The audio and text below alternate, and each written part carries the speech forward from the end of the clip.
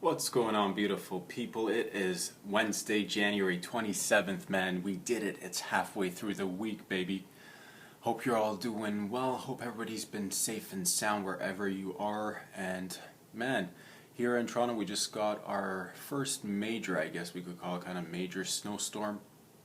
It's settled in on the streets right now. Not too many people in and around, but whatever, it is what it is. If you gotta shovel a little bit of snow, it's gooch. We used to it, but I'm enjoying everything, man. It's looking like a little winter wonderland outside. I love that fresh snow. Alright, you guys.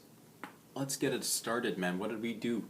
I want to recap. As you guys know, you might have gone online and checked out your boy's last video, dude. That fucking 1,000 rep squatty challenge. Fuck yes. Dude, I've not done that in a long life. Here's the thing, I don't think I've ever done 1,000 repetitions of squats. You know your boy likes to work out, and yeah, man, I used to lift really heavy back in the day, used to eat a lot, used to work out a lot, I used to weigh a lot more, and I used to lift a lot heavier. But for the past maybe, it's been a long time now. I'd say for the good portion of the last decade, for the majority of the time I've been just, doing my body weight exercises every morning. I get up, hit a different body part. Today I did my, biceps and triceps and calf raises and a little bit of abs. It takes me like 15 to 20 minutes and I get it out of the way, man. But I wanted to do something a little bit different and just spice it up and maybe encourage you guys to get a little bit active out there. Hopefully you guys got a few laughs out of it. It was supposed to be silly and goofy. I've not been a personal trainer in ages, more than a decade, dude. This was something that I did back in the day to make a little bit of money when I was in school, but I've always been athletic. I've always been interested in sports, and it's just something that I'm going to keep doing till the wheels come off, dude. Till I'm 99, I'm going to get up every morning, have a little bit of exercise. It's vital. And I encourage you guys to, find some sort of exercise regimen and put it in your life and routine. It's nice. But I'll tell you what, man, doing 1,000 squatties, my legs are still burning, and I realized that I need to stretch more, dude. I need to stretch more. Overall, I've never been a fan of stretching. Even back in the day when I used to hit it hard, I used to just go to the gym, do 5-10 minutes of cardio, and then start hitting the weights. I was never a fan of stretch. I stretch for like 5-10 seconds before my doing a set of this and that, but never been a fan of stretching. But now I realize how vital it is. Like, my hamstrings are tight, dude. I try to touch my toes, and I'm about, I don't know, that far away. I can like touch my toes if I really reach down, but I can't hold it down there if I'm just standing straight. Feet touching each other, I can't just touch my toes, and it really hurts. So that's something that I need to work on, right? Flexibility, it's important. And I want to incorporate that. You know what I'll be doing? I have mentioned that I want to be working out twice a day.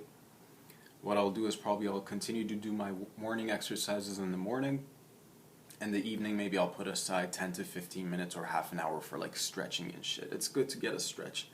Especially nowadays that you can't really move around. I mean, if it was like summer, spring, or fall, I'd be out and about, walking the streets, getting a little bit of that cardio. Your limbs are moving, but now we're stuck indoors, you can't really do much, so you gotta just make do with what you have. But I'm grateful, man. I'm thankful. Taking it day by day. I want to thank all you guys again for coming in and checking out these videos, man. Being a part of my journey, letting me be a part of yours. It's a blessing, and I really appreciate it.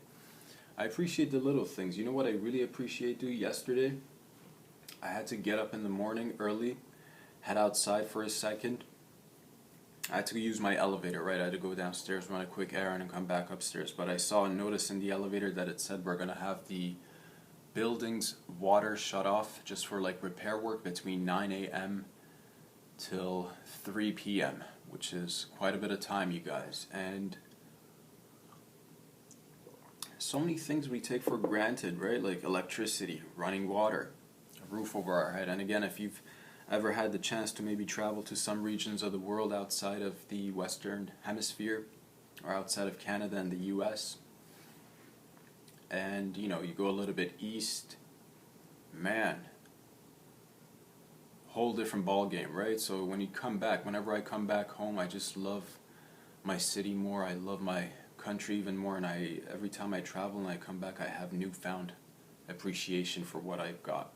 So it's important, man. Yeah, the water was off, but I had to run and like quickly do my errand in the morning, get back and do my poopsie, dude. Do the poopsie before they turn off the water. And like sometimes, like whatever, I don't know about you guys, but my digestion system's not working on the hour. Like I can't just set up a fucking time and be like 9 a.m. It needs to, like, whatever. Sometimes it comes out at 9:30, sometimes it comes out at noon, sometimes it comes out like 7:30, whatever.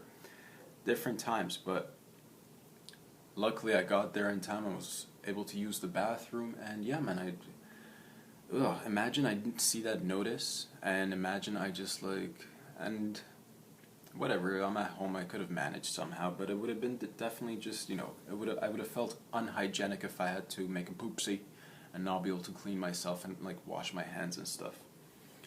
And again, I just like realized how lucky we are. Like we got everything, dude, and especially living in a rental building and not owning a property. The beauty of it is I've been in this location since 2015, right? Now we're in 2021. Five and a half, almost 6 years that I've been in this spot, and I've never had to worry about any repair work. That's the beauty of it. When you're renting, you know, if you're having issues with your pipes, they'll come and take care of it. If you're having a leaky fucking floor or whatever, they'll come take care of it. And I know sometimes it's not done in the fastest of manners or fashion or pace, but it gets taken care of, and I don't have to worry about that kind of thing as a person who rents. I just pay my rent on a monthly basis and I'm gooch, you know? Don't have to worry about this, that, and the other. But got me to think, man, like imagine back in the day, like where everybody didn't have all these amenities, like just like the basic human movement was such a fucking hassle, right? Imagine you had to go to the bathroom back in the day, like none of us had like proper toilet paper a few hundred years ago. We used to just walk around and like, you know, grab a bunch of grass off the ground, or grab a few leaves or a branch off the fucking tree and start wiping away. And like, how hygienic was that shit? You know, that's probably why people, like, if you made it anywhere between 30 or 50, you know, that would have been a long life, just because of everyday like diseases and sicknesses that you would have definitely been accumulating throughout your life, just not having access to, you know, running water, electricity, all this stuff that we take for granted, dude. How often do you ever like think about this? You just come into your little room, click of a button, boom, lights are on. Go to the kitchen, turn on the tap, the water is clean. I mean, it's blessings, dude, it's blessings. And a thing with health, like, again, I do have my vices here and there, but that's why I try to like squeeze in a little bit of exercise, so that at least, you know, you balance it out. There's a little bit of that yin and yang. And as I'm getting a little bit older, moving into the next decade, excuse me, you know, going from 30 to 40, in the next decade and the decade after that, hopefully from 40 to 50, I do want to be reducing my vices, and it's not even much. I've never been a fan of excess. I've never been a fan of overindulgence. Mind you, when I was younger, I've definitely overindulged a few times, but that's the thing, you learn, you get fucking, I never like partying to the point where you feel sick, and it's happened before, but that's the thing, when you do get sick and stuff, it's just like, why am I doing this to myself? What's the, you know, I can just enjoy things in moderation. But you experiment when you're a little bit younger, you learn. It is what it is. But yeah, man, I'm lucky that we got like stuff like basic tech that we don't like. Toilet paper, dude. Toilet paper, how important is that? Or just, you know, tampons for ladies, you know what I'm saying? Back in the day, if you were a lady and you got your period, ooh boy. Sometimes you probably had to like separate yourself from people. They must have thought it was like unhygienic or something. That was the whole thing, right? Isn't it crazy? The most vital thing, one of the most vital things in our body, the blood, which is like a sacred thing, as soon as it comes out of the body, it becomes kind of profane, you know? It loses the, I guess in our mind, we think of it as unpure, right? Because like blood in your system's vital, but if you cut yourself, or if a lady's having their period, that was always kind of looked upon as something that's not hygienic. Which sucks, because it has nothing to do with cleanliness. I think that was a whole bunch of rubbish that we needed to get around, but yeah, it's interesting, but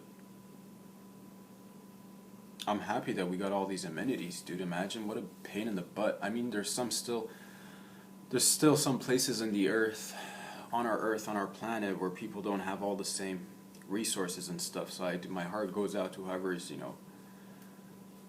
having a difficult time wherever you are, but gradually we're getting better and better, man. One person at a time, one little region at a time. And it's important to work on ourselves, be mindful, try to stay grounded. And sometimes, you know what it is, like we all do have energy, man. Like I know I've got a ton of energy, it's just a matter of how do I channel that energy, where do I put it, and most often I try to put a positive spin on everything, try to make lemonade. And that's what it is, man. It's having fun with life, having fun. That's damn good coffee. Man. You guys, you know what I was reading the other day? Congratulations to Toronto, our city. We're doing a great job right now. There are now parking spots in the downtown Toronto region selling for 120 G notes, bro. 120K. $120,000 for a parking spot, which costs more than the average car, dude. But that's where we're at. So congratulations to us. The economy is doing super well. You know that when parking spots are hitting 120 grand, everybody's winning all around. So read that article and I was just like, and some people hear I always talk like in North America. I'll speak specifically for Toronto. I'm not gonna because I don't live anywhere else, but I know where I've traveled enough and I read enough, and I think I'm a little bit aware of the global financial sitch, just a little bit. I'm not fucking gonna sit here and pretend I'm some sort of expert. What I have come to realize though is that and I'm not the only one. I'm sure a ton of you guys see this or feel this, that we are in some sort of a housing bubble. I mean, if you have a parking spot that's going for $120,000, right? What are the prices for the homes? And I'll tell you, man, in Toronto, you cannot buy anything under $1 million. You know what I'm saying? I mean, sure, you can do the pre-construction things for, maybe half the price. But that'll be done in like 2 to 3 years. And man, people investing in pre-construction, dude, I've not ever invested in property, but I've been involved in a lot of different realms. I've had a lot of different friends. And I always try to learn from people. I've spoken with a lot of people that are older than me, in their mid-30s or their early 40s. People who have gone through maybe buying their first home.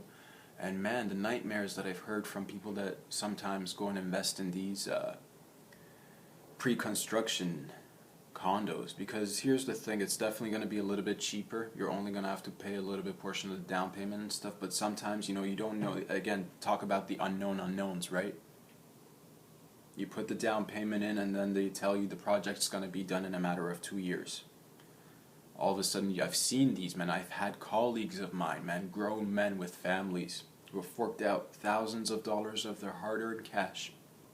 And when it's time for the companies to, deliver, sometimes they don't, and that's what it is. Sometimes construction gets pushed back, this, that, and the other, and yeah, man, people lose a ton of money there. And even if you happen to move in, it's just the prices that we've come to, agree upon are ridiculous, and the inflation rate's just too high. And then here's the thing, what I saw, like when I was working in the automotive sector, when I started just by, I started from taking photos to moving to just like, shuffling around documents, helping around with marketing, and then getting into like service and sales and then later on becoming finance manager. I saw pretty much the whole thing and saw a ton of money coming in and out.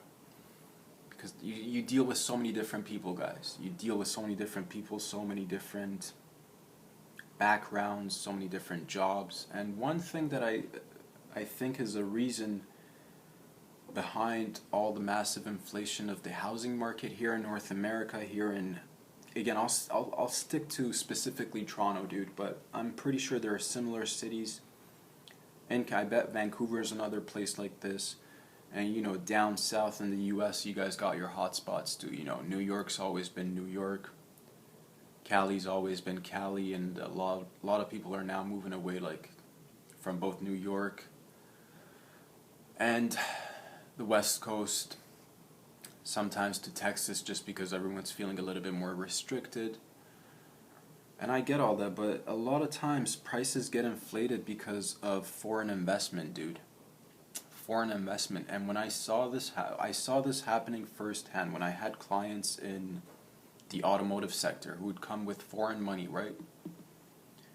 And I don't mind people coming in. See, that's the thing, man. I'm an immigrant myself. I don't mind people coming in from different parts of the world. But here's the part that I do have a problem with. I think when you decide to, like, immigrate to a country, I don't care what your background is, I think you should leave, like, 99.9% of everything that you had in terms of, like, nah, it's hard to say. Forget about the 99.9% thing. What I'm trying to say is, if you're deciding to immigrate and move to a new country, you should be accepting a level of assimilation, and you should be willing to assimilate. You should be willing to want to be a part of a new culture and leave yours behind. Because if you just do the same old, what I see is, like, people, what got me cheesed is I saw so many people come in with a ton of money who would buy cars from me, and when I did their financing and stuff, I'd find out that these guys are, like, basically businessmen and women, right? Who have a ton of capital back home, wherever it is. And they come here and they dump their money into the real estate market, buy several houses and condos, and rent them out. And they're not necessarily living here. I find that a little bit problematic. And because that's the thing, when you want to immigrate to countries like Canada and the US, you got to bring something to the table, dude. You can't just be a fucking lowlife and come here and want to mooch off the system. If that's your mentality, if you think you're going to immigrate and come and fucking have everything handed out to you like it's hotcakes, that's the wrong mentality. You should be definitely learning the language. You should definitely be getting schooled. You should definitely be abiding by the modes of conduct in that host and new home nation that you've been adopted by. That's the right way to do it. Here's the thing with Canada and the US, we have two different models. Canada has, like, a mosaic model, if you will, and the US is a little bit of what you guys like to call as the melting pot model. I like the melting pot model, dude.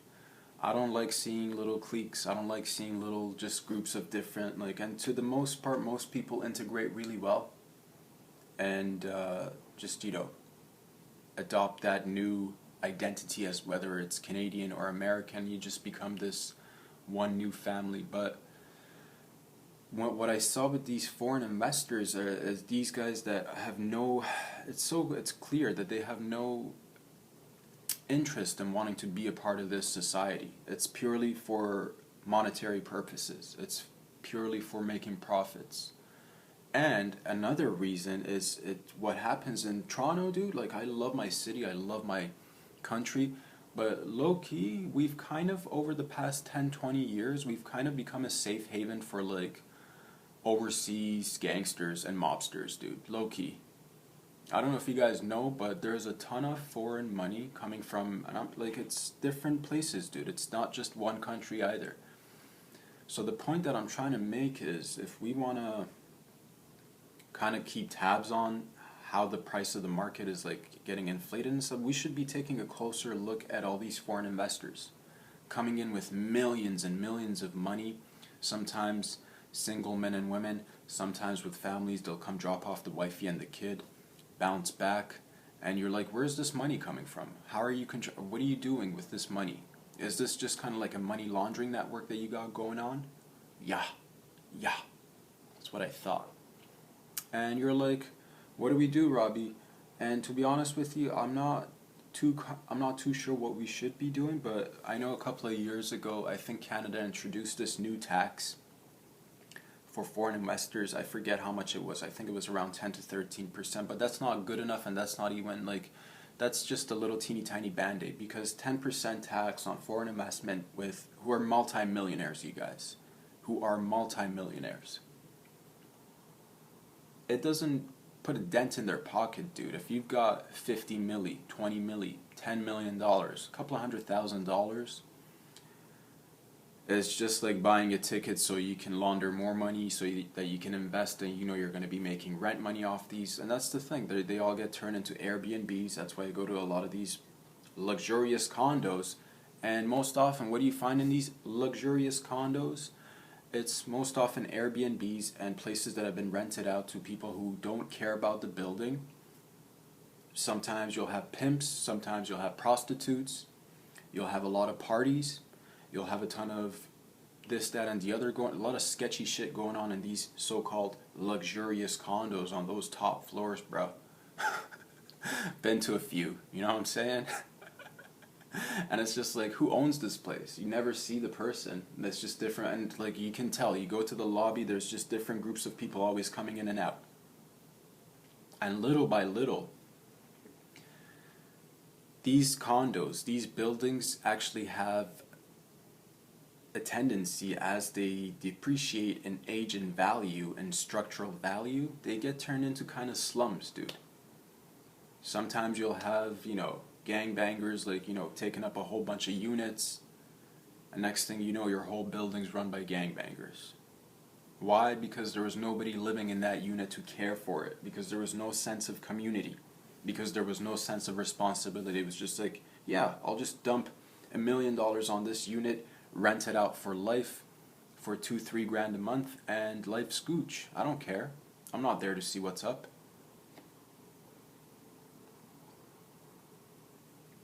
And I don't want to just blame it on one country, because it's different. I've seen it. Different clients from different backgrounds coming in with a ton of money, buy luxury. And again, I don't mind capitalism, but it has to be ethical, dude. You can't just not want to participate in everyday life and come in here, dump all your money, raise all the inflate the market essentially, and dip out and never be there for the repercussions. So I don't know I don't got the answers, but that's the thing, man. Like, eventually this housing market's gonna crash.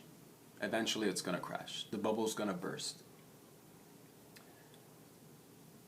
We're gonna have to do something to monitor. Like, it can't just be a system of just, oh, you're willing to pay extra tax, that's it. No, man, I don't know what it is, but like, the reason, like, why my family immigrated to Canada was not for money. It was just for freedom, dude. It was for freedom of expression, freedom to do the things that you like, make an honest living. We didn't want to be fucking millionaires or whatever. And there's nothing wrong with being a millionaire, but it's what you do with your money, especially nowadays. If you just got money and you're just flaunting it around for you and yourself and your little, like, family, man. But if you're actually making money, helping out other people, helping out your bud, helping out family members, making businesses, staying local, you know what I mean? And I get it. Some people's like level of game is just risen to, they have so much and they're international players. I get it. But that's the thing. We need to be more mindful of these. It can't be just that some people, because of whatever it is, whether it's through connections or sometimes it's just been, you know, wealth that gets handed down to the next generation. It's just, you have so much access for some and so little for a lot of people. It's just not fair, dude. I don't think it's fair that people who don't live in Canada get to come in here and invest and dip out.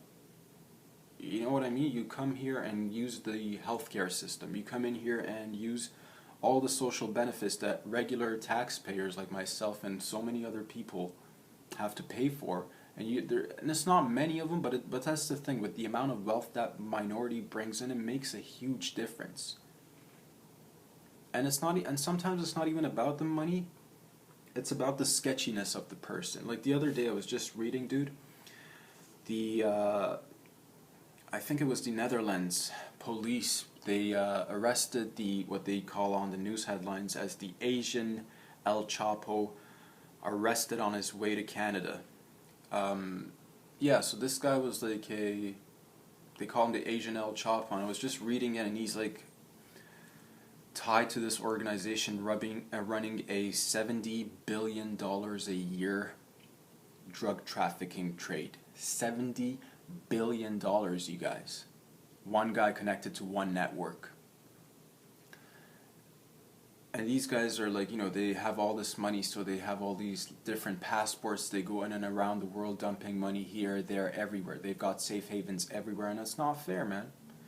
One of the reasons, and I get cheesed because it's like we focus our energy and resources on criminalization of substances. How long, like we had, and it's been ongoing forever, dude. Like the prohibition with alcohol, remember?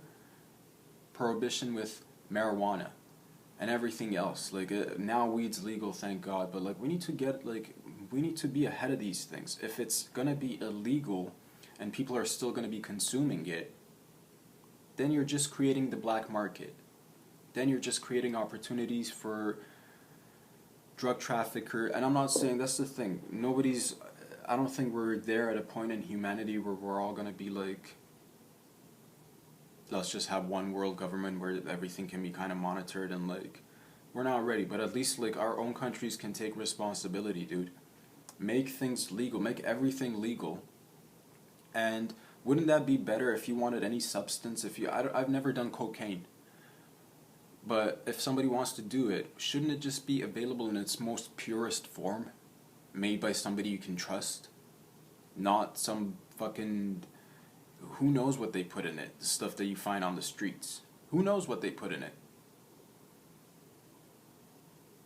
And that's just one example. You got so many other things that I'm not even familiar with, and when you like criminalize stuff, the good stuff gets, tossed in with the bad stuff. Like there's legit some like good purposes or like good benefits to marijuana and psilocybin mushrooms, right? But you put these all like in one category and you label it all, and at the end of the day, it's not even that we have a problem with addiction or drug abuse in our society, it's just which ones. Because if somebody's, and I've done steroids myself before, but that's the thing, in our society, if somebody juiced to the gills and they happen to be successful in life, we don't ever question their drug problem, dude. We don't ever look at them, we don't say, oh, he's an addict, dude, that guy's a fucking addict. We don't ever use that label. But if we see somebody on the streets, they're having a difficult time, it's so, oh, that motherfucker's a fucking lazy addict, dude. You know what I'm saying? Make everything legal. Redirect the money that you're putting into the prison industrial complex and arresting people for stupid shit. Put it into education, put it into rehab facilities, put it into more. That's the thing, the number that was so alarming to me was $70 billion from one drug syndicate. That's just one player, dude. And all of the global mess that we have to like make sense of and deal with. So it's like, I don't know what it is, man. Like right now, I think that, again, I'll continue to say this until everything, I guess, kind of goes back to some sense of normalcy, which I don't think, normalcy is not going to be the same norm as 2020 or anything prior to that. It's going to be a new norm. And I want us to, in order for us to have better opportunities as people who are trying their best to, whatever it is, man, like whatever it is that you're trying to do, and I encourage everybody, whether you're an artist, whether you're a craftsman, whether you're a teacher, or a policeman, or a firefighter, or a salesman, whatever, like, go after your dreams, support each other. But that's the thing, And when I talk about these things, that's what I want. Like, the government should be involved in overseeing things that fucking matter, not monitoring who's wearing a mask and who's not wearing a mask. The thing is, I find that I'm pretty sure because these are like, if I feel like this, I'm 100%. There are law enforcement officers who have the same thoughts as you and I too, dude. They don't want to be attending to these bullshit fucking calls that so and so is throwing a party for 10 people and they're not wearing masks or whatever the fuck. We get stuck on the little things, and we give all of our attention to the little things and forget about all the important aspects of society that actually guide our everyday. Like, imagine there was no drug trafficking because drugs were not illegal. Just imagine that. And I know sometimes you guys look at me and you're like, oh man, that's such a whatever. It's yeah, the answer is sometimes so easy and it's so right in front of you. It doesn't have to be complicated, you guys. It really doesn't have to be. But that's the thing. It's just like, that's when if you start looking at it, then you're like, oh, maybe it's not happening because there's a bit of corruption here in the government level. A little bit of corruption here in the unions, a little bit of corruption here in the education system, a little bit of corruption. Well, let's fix those little bit of corruptions. The whole system doesn't need to go. Little bit by little bit, we can definitely readjust. And just, yeah, man, let's live in a better world so that you don't have people doing sketchy shit. If you made every job, if you made jobs that had adequate incomes and provided people with proper amenities to live a relatively healthy life, people wouldn't resort to doing that sketchy shit. So it needs to be a balance between, like, we don't want the government to be involved, but we do want the government to be involved on overseeing like larger aspects, dude. I don't want like random fucking gangsters and mobsters coming from overseas dumping their money, not contributing to our society, getting rich. And it is what it is, man, but somehow, I don't know what it is, but that got me cheesed, dude. That got me a little bit cheesed. Anyways. Man.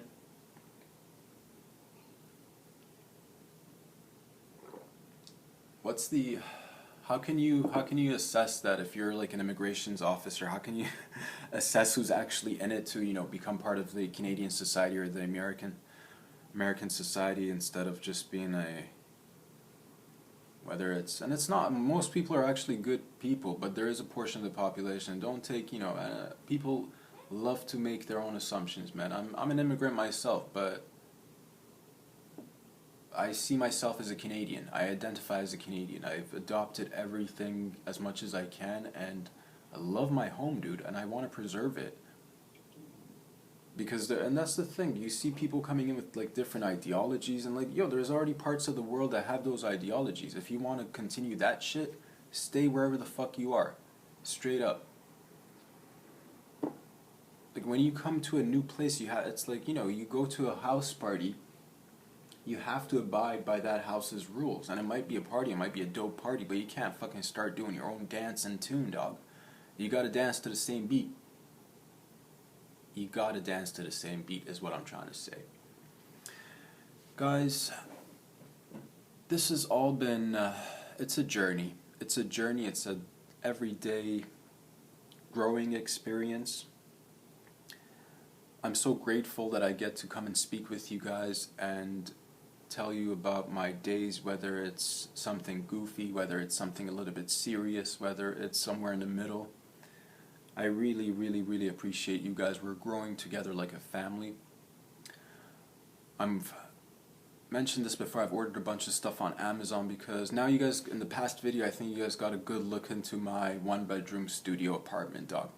It's now my workspace. I've ordered a bunch of stuff on Amazon. I actually checked online, it said it arrived, and I've opened my front door, nothing's sitting out there yet, so still waiting for my little teeny tiny arts and crafts equipment to arrive so I can, set up the rest of what I like to call as the new studio. And the shows are just going to be ongoing. Excuse me. I'm just finding myself every day getting more comfortable, being able to discuss more things, and going at my own pace, man. And right now, I'm not making any money off of these. I'm not even concerned about that, to be honest with you. I'm just trying to make it better, trying to make the right decisions, because I do want this to be long lasting. I don't want it to be just like, I would have never come online, you guys, if it was just for a little teeny tiny bit of fucking attention and likes. I'm not looking for that. I want to get my own little like-minded circle of people around me, and it's going to take some time, and I'm here for the long run, dude.